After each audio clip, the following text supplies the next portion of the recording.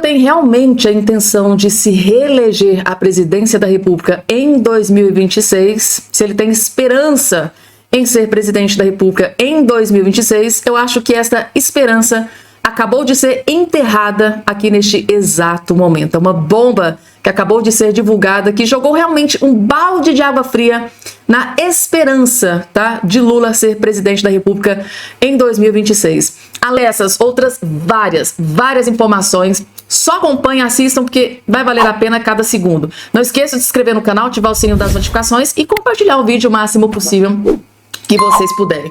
Vou dar início aqui, gente, já às piores notícias possíveis para o Lula da Silva, que tem a intenção, a esperança de se reeleger presidente da República em 2026. A oposição simplesmente invadiu o Congresso Nacional em busca de justiça.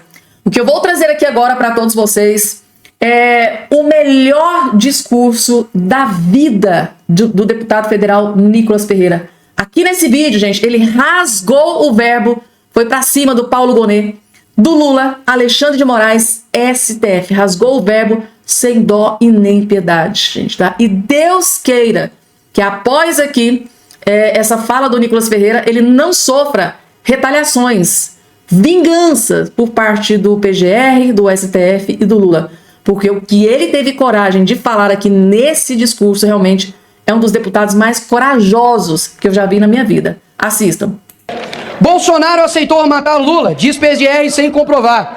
Nicolas aceitou parar de jogar de futebol, diz sua esposa sem comprovar. Vocês estão de sacanagem. Olha o nível de credibilidade desse roteiro digno de Hollywood do Gonet, ao dizer de que você basicamente tinha um ex-presidente querendo matar o Lula. Se a gente quisesse capturar o Lula, era só botar 251 dentro do carro e pegar ele, poxa. Agora, vocês podem imaginar que talvez em um processo foram ouvidos ambas as partes. Digo para os senhores, Bolsonaro, que é o alvo maior dessa denúncia, não foi ouvido. Aqui nesse país, traficante é ouvido e um ex-presidente da República não. Agora, na CPI, Bolsonaro não foi ouvido e foi indiciado.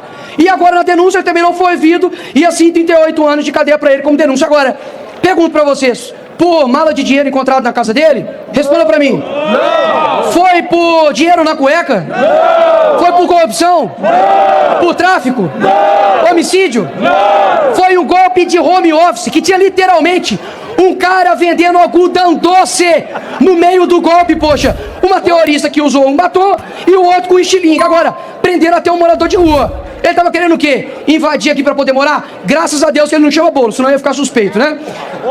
Agora, um golpe sem armas, um golpe sem exército, sem mortes, sem noção. Eles fizeram isso com o impeachment da Dilma. Golpe, golpe, golpe. Se tirar o vocabulário de vocês, golpe e fascista, vocês ficam mudos. Aí eu quero falar para vocês que estão aqui e Brasil. Sabe o que é golpe? Um cara se colocar como pai dos pobres e gastar o dinheiro do pobre para viajar o mundo com a Janja.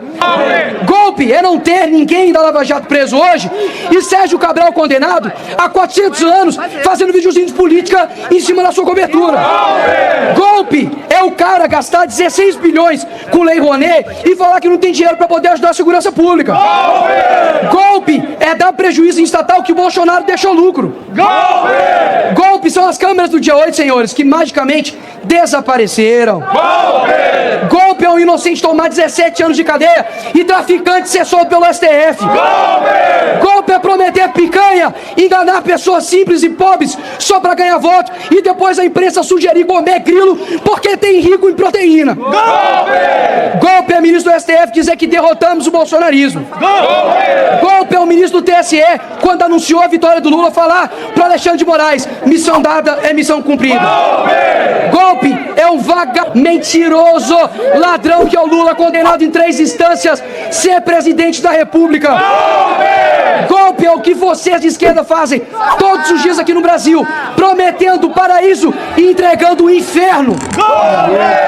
Golpe é o meu ovo que tá caro, igual o café. Golpe é meu ovo que tá caro, igual café, igual azeite. Fora Lula e aqui, não adianta resmungar, a gente vai voltar. Aceita que dói menos. Obrigado, presidente. Meu Deus! Meu Deus do céu, gente!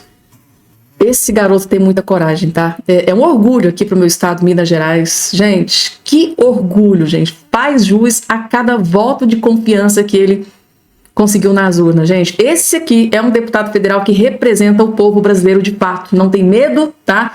Não tem rabo preso com o STF.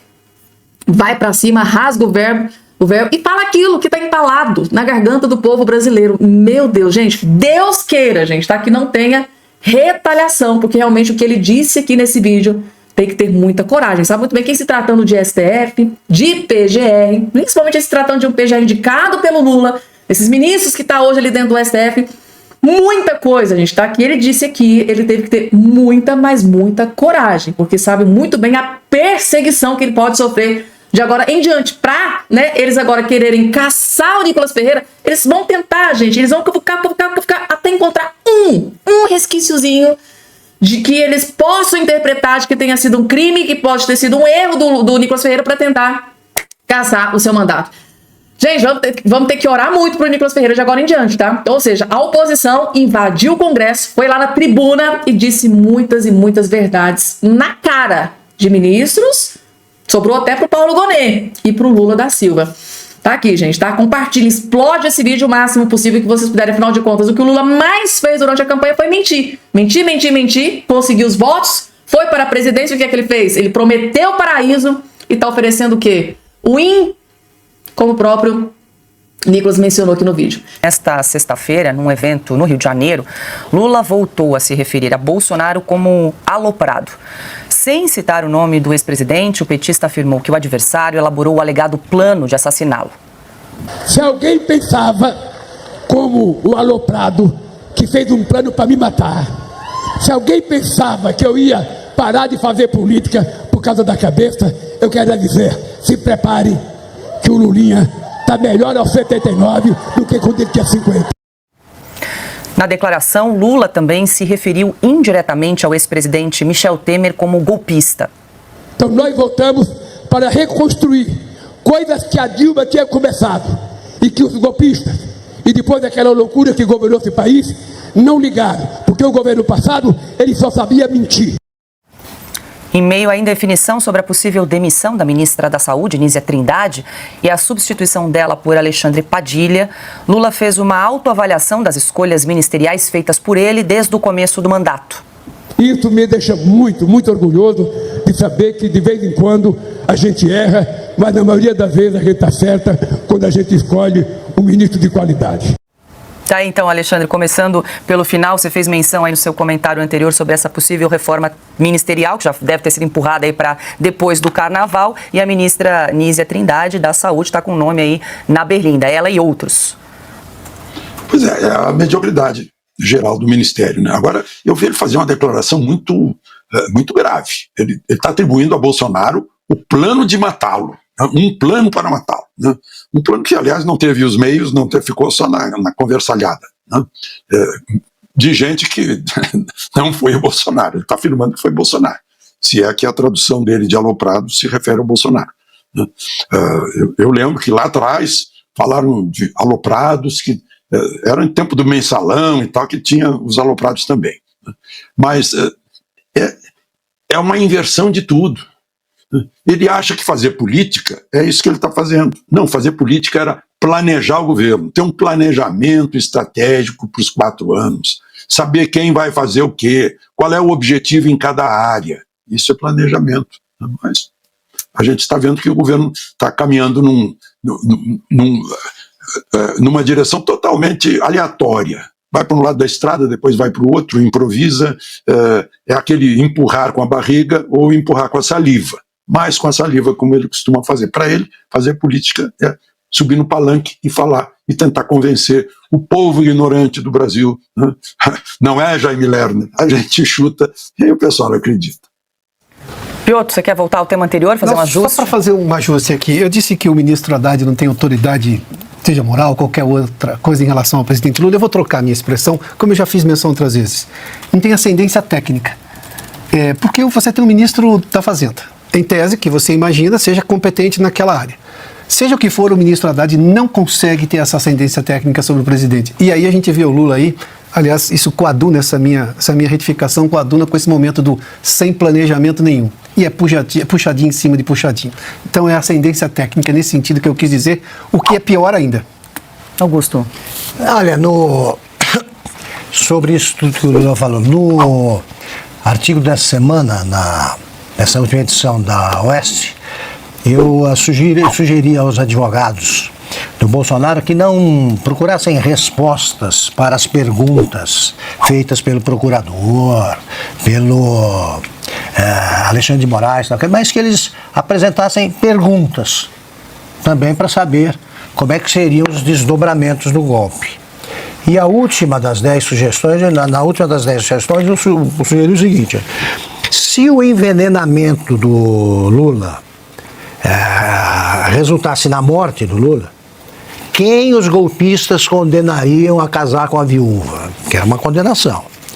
Então alguém seria o do inimigo, algum inimigo seria escolhido assim: você vai casar com a Janja. Se essa pena fosse aplicada a mim, eu recorreria pedindo a pena de morte. Eu radicalizei-me. Cauti. Não, eu só queria comentar sugestão. A frase. Só queria comentar a frase do Lula, que ele disse que o governo anterior deixou tudo incompleto, aquilo que a Dilma estava construindo. Mas, presidente, com licença, o que a Dilma deixou de completo? O trem-bala? A indústria naval? O PAC? Os estádios da Copa? Mas do que estamos falando? Estocamento de vento. Estava estocando vento, provavelmente. Nem plataforma da Petrobras foi deixada completa durante o governo Dilma. Então, presidente, mas do que estamos falando? Aquilo não foi um governo, foi uma calamidade pública. E ainda me surpreende como o Lula tente restabelecer, tente criar uma narrativa que não existe. Nem os mineiros quiseram eleger Dilma Rousseff senadora em 2018, e o próprio senhor teve que dar um emprego para ela lá no Banco dos BRICS na China. Então, assim, só queria dizer, mais uma vez o Lula tenta mistificar a realidade, mas quem tinha no mínimo 6 anos em 2012, 13, 14, se lembra muito bem do desastre que foi e das macérias, da devastação, os escombros que o governo Dilma deixou quando foi embora em 2016. Está acabando o mandato dela na presença dos BRICS. Traz para o Ministério. Porque não é mais escombros de novo em 2025. A maior recessão da história do Brasil, a pandemia, que foi um negócio global, não chegou perto da maior recessão econômica do Brasil pelas mãos de Dilma Rousseff por erros intrinsecamente de política econômica doméstica. Nada pode ser maior do que a tragédia de Dilma. Agora o Lula fala, mas é só isso que o Lula sabe fazer. O Alexandre já falou, ele fala e não tem nenhum sentido. Como é que continua falando e como é que parte da imprensa que abriu mão de pensar, ou sei lá o que mais, enfim, consegue ainda tolerar isso daí e não criticar? Bom, enfim, aí é a consciência deles. Pois é, Alexandre, orientação do Sidônio aí, pedir para o presidente Lula fazer caravanas em diferentes cidades aí, rádios menores, para falar sobre as questões do Brasil. O fato é que não tem o que apresentar, já falamos várias vezes, o problema não é a forma de comunicação, mas sim o conteúdo e a situação cada vez realmente piorando. Essa exposição sugerida pelo Sidônio só está trazendo problema para Lula. Vamos ver a próxima pesquisa aí para ver o que dá, né, se não está piorando a situação. Porque cada vez que ele fala, aquilo que ele pediu para as pessoas, pediu lá no Amapá, se não me engano, para apagarem os políticos que mentem e que dizem besteira. Né? Foi ele que pediu isso, não foi a oposição em relação a ele. Né? Então, agora outra coisa que eu queria acrescentar é que ele está fazendo uma grande injustiça. Eu vou chamar de injustiça, eu não vou dizer que, né? Injustiça com o governo Temer, que botou na linha todo aquele descalabro que veio do governo Dilma, que o país estava acabando, o governo Dilma estava acabando com o país. Né? E o governo Temer chamou de volta esse país que estava caindo no abismo, né? Com medidas na área de grandes reformas. Botou na linha. Né? E depois entregou para Bolsonaro. Há pouco a gente falou, o Piotr falou sobre a influência do Haddad. Né? Eu já disse aqui, não adianta botar nem o Paulo Guedes, porque o Lula não deixaria Paulo Guedes administrar. Faz as coisas que estão na cabeça dele, né? Na cabeça de 79 anos, sei lá. Eu não lembro mais da minha cabeça de 79 anos, já passou algum tempo, mas normalmente a gente está, a cada ano que passa, a gente está mais experiente, né? A menos que a gente não consiga organizar a nossa experiência para tirar conclusões. Não para por aí não, gente, tá? Que vídeo eletrizante, gente, tá? Do Nicolas Ferreira, tá? Ele simplesmente disse que estava entalado. No CIPEC, ou CIPAC, né, Eduardo Bolsonaro denuncia abusos do STF, ou seja, a situação tá bem complicada pro lado do STF, tá? Ele participou, tá, de um evento, tá, aqui, ó, em discurso na Conferência Política da Ação Conservadora, né, o famoso SPEC, que inclusive já aconteceu aqui no Brasil. O deputado federal Eduardo Bolsonaro denunciou os abusos do Supremo Tribunal Federal. O evento começou nesta quarta-feira, de 19, em Washington, nos Estados Unidos. No discurso parlamentar, lembrou da prisão de Jason Miller, né, que era um ex-assessor do Donald Trump, em Brasília, parece que a mando, né, do ministro Alexandre de Moraes. Em 2021, o norte-americano veio ao Brasil para dar uma série de palestras, né, um CIPEC aqui no Brasil, mas acabou detido por ordem do ministro Alexandre de Moraes do STF.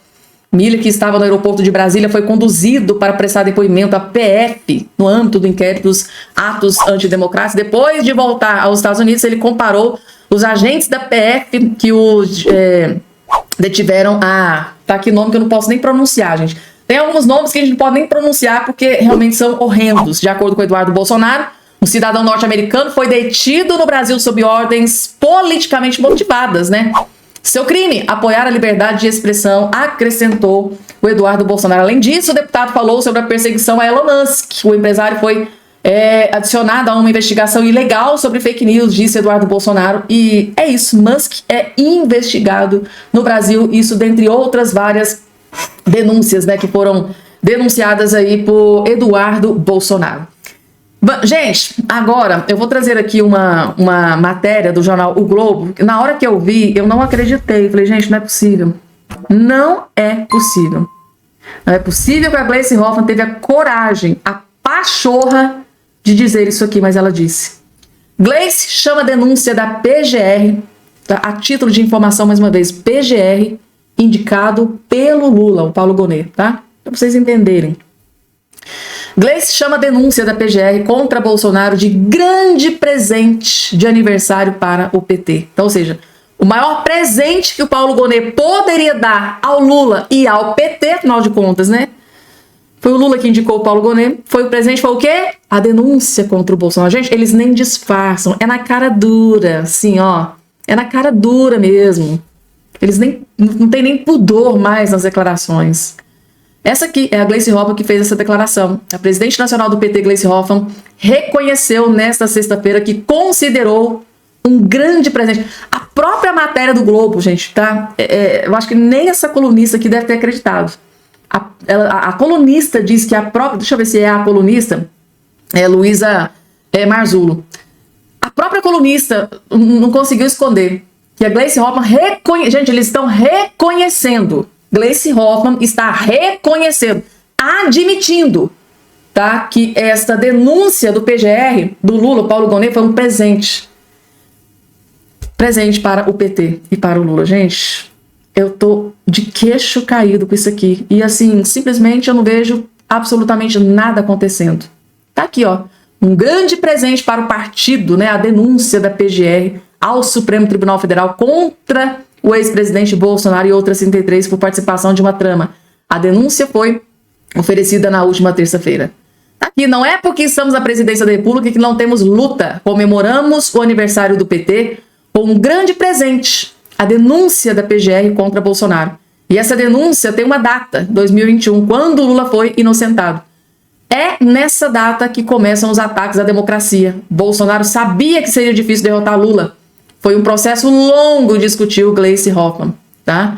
O Alexandre de Moraes pode ter sido duro, mas ele foi extremamente correto. Eu não vi coação ali, não vi pressão. Ele sendo firme perguntando, né? Firme para quem estava delatando, dizendo, né?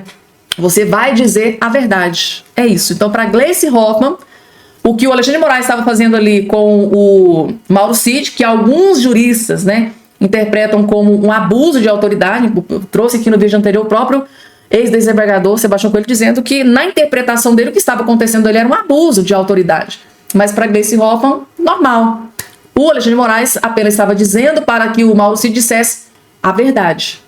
Aqui, gente, meu Deus, eu só estou estarrecida com eles mesmos, gente, a petralhada, os esquerdistas, todo o pessoal da canhota dizendo que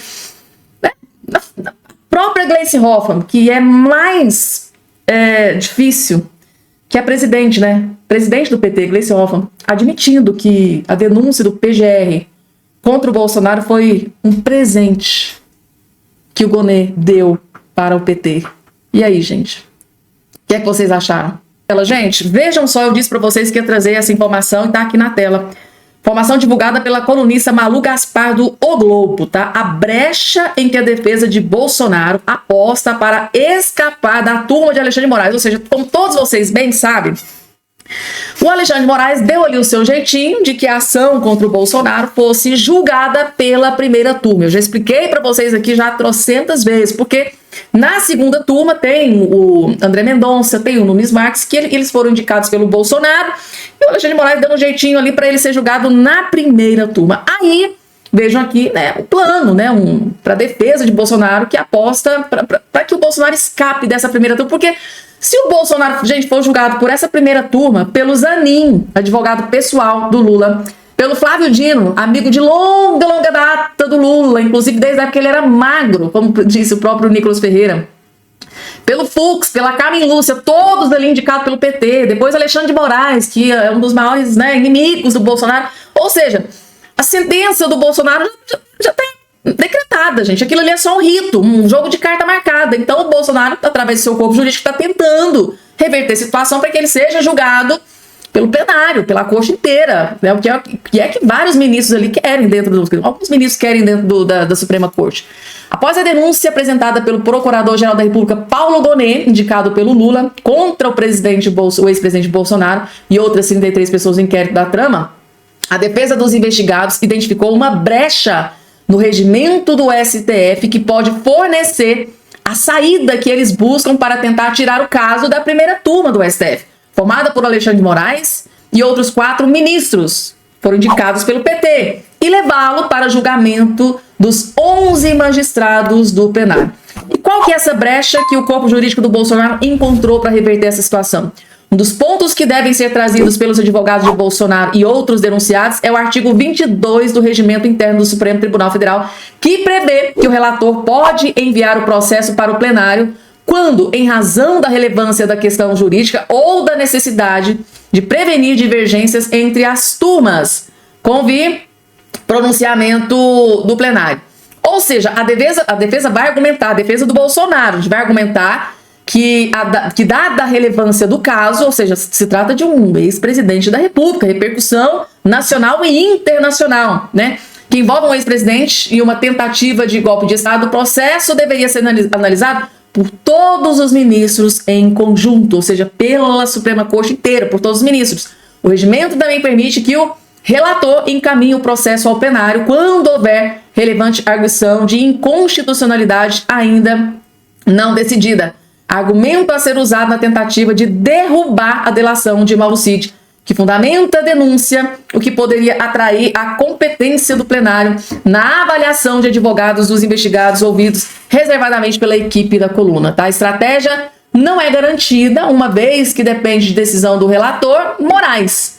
Uma mudança de postura pode depender na pressão interna, uma vez que a parte dos ministros não está satisfeita com a possibilidade de o caso ser decidido na primeira turma, né? Ou mesmo da pressão da opinião pública. Mas Moraes não tem dado até aqui sinais de que vai ceder a esse ponto. Ou seja, para que o Moraes, que é o relator, porque ele que tem o poder de decidir em qual turma que vai ser, se pode sair da primeira turma, se pode ir para a corte inteira.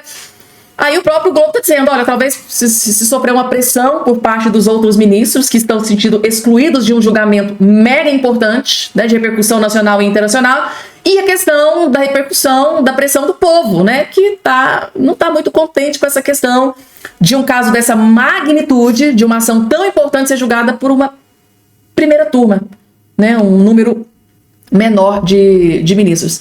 Então tá aí, gente. Então vai utilizar o próprio regimento interno, a defesa do Bolsonaro deve usar o próprio regimento interno, no artigo lá 22, para tentar fugir da primeira turma, que são bem alinhados ali com o Alexandre de Moraes. Acho que é um dos principais motivos pelos quais o Alexandre de Moraes lutou tanto para que essa ação fosse julgada pelos ministros da primeira turma, né, gente? E para um bom entendedor, né, meia palavra basta, um pingo é uma letra, né?